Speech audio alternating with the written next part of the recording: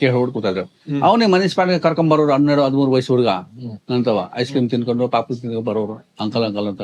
ನಮ್ಮ ರಾಹುಲ್ ದ್ರಾವಿಡ್ ತಿಳ್ಕೊಳ್ಳಿ, ಇವ್ರು ಕಾಲೇಜ್ ಓದ್ತಾ ಇದ್ರು. ನಾನು ಬ್ಯಾಟ್ ಮಾಡ್ಬೇಕಂದ್ರೆ ಅವ್ರು ಕಾಲೇಜ್ ಓದ್ತಾ ಇದ್ರು, ಕಾಲೇಜ್ ಟೀಮ್ ಆಡ್ತಾ ಇದ್ರು ಫಸ್ಟ್. ಆಮೇಲೆ ಆಡಿ ಆಮೇಲೆ ರಂಜಿ ಆದ್ಮೇಲೆ ಇಂಡಿಯನ್ ಹಾಡ್ಬಿಟ್ರು. ಆತರ ಅವರು ಬರೋದು ಹೋಗೋದು ಪರಿಚಯ ಆಗೈತೆ ಸರ್. ನಮ್ KL ರಾಹುಲ್ 12-13ನೇ ವಯಸ್ಸಿಗೆ ಬೆಂಗಳೂರಿಗೆ ಬಂದ್ರು. ಅವ್ರ ಊರೊಳಗೆ ಇಸ್ಟೇಟ್ ಆಡ್ಬಿಟ್ಟು ಆಮೇಲೆ ಇಲ್ಲಿ ಬೆಂಗಳೂರಿಗೆ ಬಂದ್ರು. ಬೆಂಗಳೂರಿಗೆ ಚಿಕ್ಕ ವಯಸ್ಸಿನಿಂದ ಪರಿಚಯ.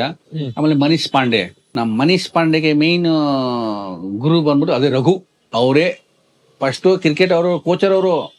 ಅವ್ರ ಊರು ಬಿಟ್ಟು ಬಂದ್ರು ಇಲ್ಲಿ ಇಲ್ಲಿಗೆ ಬಂದು ಶಿವಾಜಿನಗರ ಒಳಗೆ ಇದು ಯಾವ್ದೋ ಇರ್ಫಾನ್ ಸೇಠ್ KIOCA ಅದ್ರೊಳಗೆ ಕೋಚರ್ ಆಗಿದ್ರು. ಅಲ್ಲಿ ಮನೀಶ್ ಪಾಂಡೆ ಕೇಳಿ ಹೊಡ್ ಕೂತಿದ್ರು. ಅವನೇ ಮನೀಶ್ ಪಾಂಡೆ ಕರ್ಕೊಂಡ್ ಬರೋರು 12-13 ವಯಸ್ಸು ಹುಡುಗ ಅಂತವ. ಐಸ್ ಕ್ರೀಮ್ ತಿನ್ಕೊಂಡು ಪಾಪು ತಿನ್ಕೊಂಡು ಬರೋರು ಅಂಕಲ್ ಅಂತ. ರಾಬಿನ್ ಉತ್ತಪ್ಪ ಮೇನ್ ಆಗ್ಬೇಕಂದ್ರೆ ರಘುನೇ ಕಾರಣ. ಆಮೇಲೆ ದೊಡ್ಡವರು ಬೆಳೆದಿದ ಮೇಲೆ ಅವ್ರವ್ರು ಏನಂದ್ರೆ ಚಿಕ್ಕ ವಯಸ್ಸೊಳಗೆ.